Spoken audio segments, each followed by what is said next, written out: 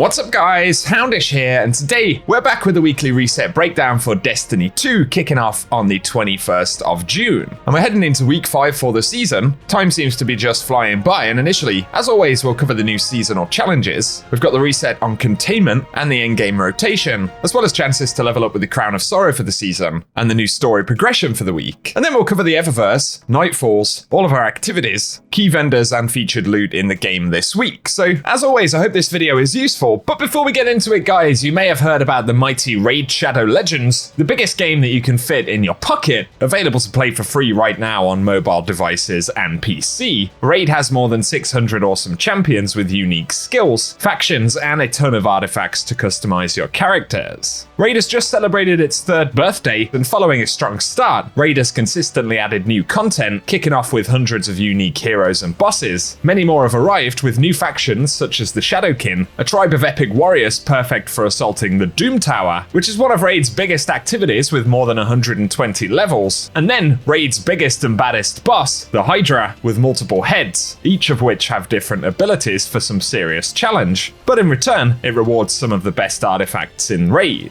One of my favorite things about the game is that loads of these epic champions can be earned via the portal, and then by visiting the tavern, we're able to do various upgrades with loads of different combat mechanics to ready for PvP matches, bosses, or dungeons. Additionally, right now there's an awesome summer event called Path of Light kicking off, and this lets players explore 3 branching paths to target certain rewards. And for players who sign in for 7 days between now and July 20th, there's a Deliana Chase event where we can unlock an awesome champion called Deliana for free. And new players can also use code MyDeliana in-game to unlock 50 XP brews, and that lets us max out the champion. And so if you want a massive head start, when you scan the QR code on screen or follow the link in the description below, new players can get access to a free starter pack worth almost $30, and that includes a free champion called Tayrol, plus 200k silver, an XP boost, 1 energy refill, and an ancient shard, which will appear in your in-game inbox for the next 30 days, and allows us to summon an extra awesome champion for free. And so to get the download, hit the link below, and thanks to Raid Shadow Legends for sponsoring the video. And now though, as we get into the game, first up for the reset this week will be the seasonal content, and we'll see the normal refresh on core rewards and drops in containment, with the featured boss rotating back to the Nightmare of Anifex, sworn to Otzart. And then as always, we'll get a new weekly Sever mission available, and we'll be guided through this by the Bound in Sorrow story quest for the season. The theme of these missions has been switching up slightly every 2 weeks, so hopefully we're going to see a different variation for this week as well. And then of course the other important thing to cover are the new weekly challenges. So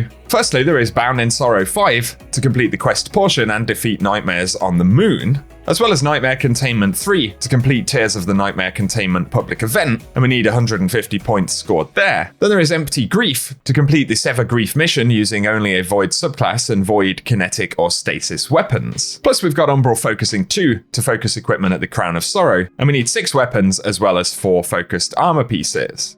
Then the final few include linking the Chain of Command to acquire the Chain of Command ritual weapon for the season. Plus we have Sunburn to defeat Guardians with bonus progress granted for opponents defeated with the help of solar effects. And finally Leviathan Reaper, Cabal, and Nightmare bosses to defeat Cabal bosses in Strikes or Vanguard playlists, as well as defeating Nightmares anywhere in the system. And it does list 5 of each right there. So that does it for the weekly challenges, but then we've got the Vanguard stuff, and the featured Nightfall for this week will be the Inverted Spire, and of course we'll have the chance to earn the Nightfall weapon, which should be the Hothead according to Braytech. And then we're heading over to the Dreaming City for the end game rotation this week, so the featured activities are the Last Wish Raid, as well as the Shattered Throne Dungeon.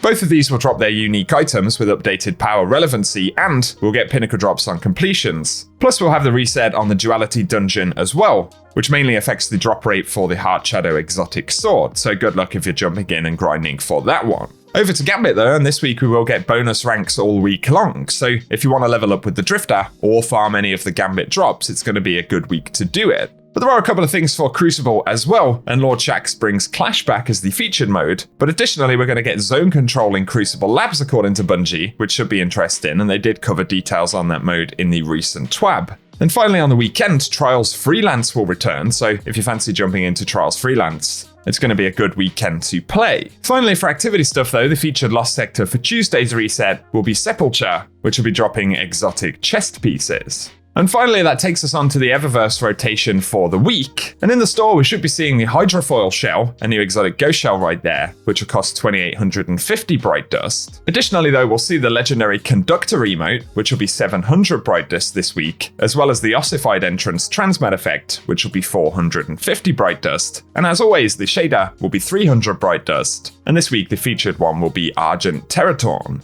Other items include the Sparrow Getaway exotic emote right there, which would be 3,250 Bright Dust. And then the Legacy Opulent ornament right here is a Loan to be Joined, a legendary ornament for the Drang Baroque, which will be 700 Bright Dust. Followed by the Firebreak Shell exotic Ghost right there, which is 2,850. As well as the Seafoam Glide exotic Sparrow, a new one for this season, which is 2,500 Bright Dust. And then we have the Junkyard Navigator exotic ship for 2,000 Bright Dust. And the featured armor piece from the seasonal set in Eververse this week will be the class items for all 3 classes. Those will be 1,200 Bright Dust each. And finally, we're also going to see the Splinter projection, a legendary ghost projection there for 1,500 Bright Dust. Final couple of activity things here, and for Dares of Eternity this week, we'll see Rotation 2 loot drops, and that includes Year 1 Lost Pacific armor from Titan, as well as the Braytech suit armor sets and weapons from Season of Arrivals. Additionally, for Vault of Glass, Bungie have said they've made all of the challenges available for the Master Vault of Glass. I'm not sure if that will also include weeks where it isn't featured in the rotation.